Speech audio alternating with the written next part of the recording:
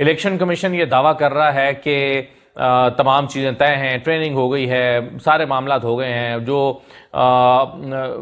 जो आरओज हैं उनको डेटा एंट्री ऑपरेटर्स दिए जाएंगे और उनकी भी ट्रेनिंग हो गई है कि जी उन्होंने डेटा एंट्री करनी है।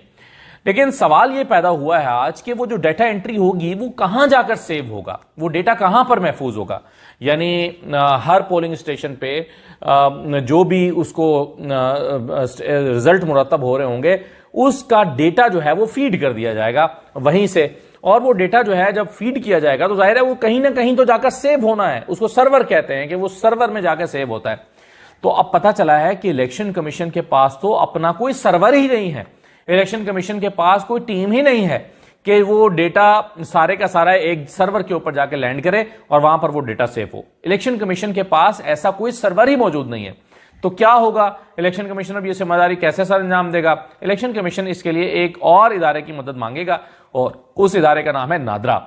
यानी यहां पर डेटा को महफूज करने के लिए पूरे पाकिस्तान में रिजल्ट मुरतब हो रहे होंगे, उसमें डेटा को महफूज करने के लिए नादरा के सर्वर इस्तेमाल किए जाएंगे। मतलब यह कि वो सारा डेटा नादरा के पास पहले जाएगा और नादरा के सर्वर में महफूज होगा और फिर नादरा से जो है वो हमारे सामने निकल के आएगा। अब इस सिलसिले में आप जानते हैं कि कुछ अर्सा पहले जो चेयरमैन नादरा हैं वो बनाए गए थे एक हाजिर service officer lieutenant general Mohammad Munir अफसर। तो लेफ्टिनेंट जनरल मोहम्मद मुनीर अफसर वो चेयरमैन नादरा हैं।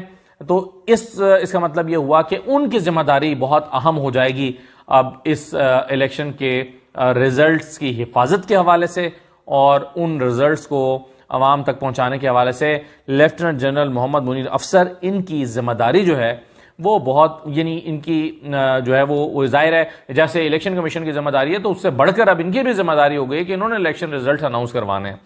तो इसलिए मैं समझता हूं कि जो नादरा का रोल जो है वो इन इलेक्शन में बहुत बढ़ गया है और इन इलेक्शन में जो इलेक्शन